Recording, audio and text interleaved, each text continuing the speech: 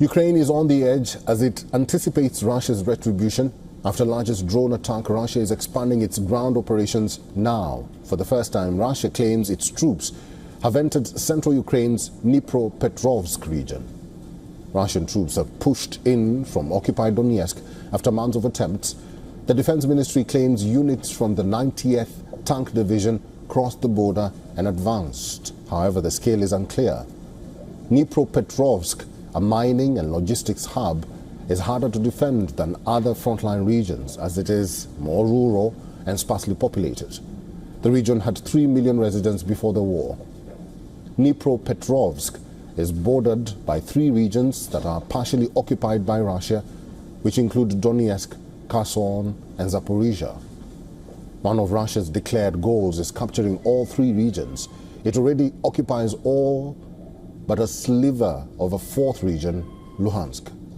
The Russian Defense Ministry says its forces have captured the village of Zoria in Ukraine's Donetsk region. Now, according to the ministry, visuals purportedly showed Russian troops placing a Russian flag on a settlement in Zoria. The Russian Ministry of Defense released new images of what it says are refrigerated trucks carrying the bodies of dead Ukrainian soldiers to an exchange area on the Russia-Ukraine border, which is part of an exchange of prisoners and dead soldiers negotiated with Ukraine on the 2nd of June.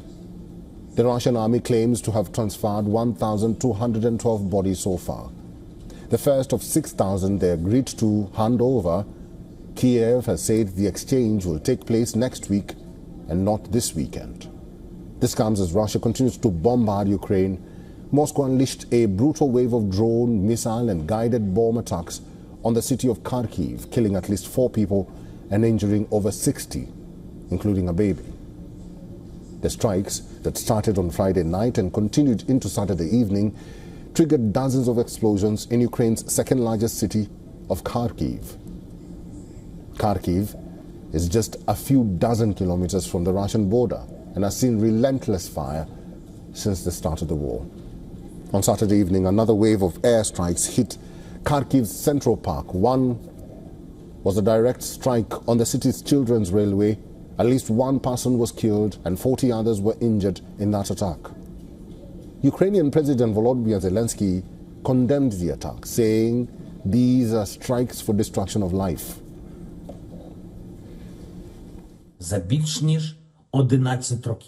In more than 11 years of Russia's war against us, against Ukraine, they have brought only one new thing to our land, and it is truly Russia's most common product, ruins and death. We must continue resisting this.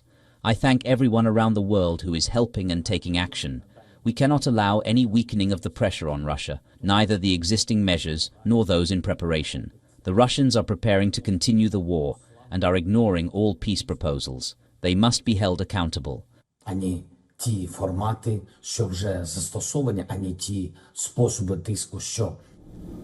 Well, this comes as US officials anticipate that Russia will launch its full retaliation for the recent Ukrainian drone strike on Russian warplanes. Reports say a large-scale, multi-pronged attack is expected within days. Officials also said Moscow's attack will be asymmetrical, indicating that its approach and targeting may not mirror Ukraine's last weekend strike against Russia's military infrastructure and weapons.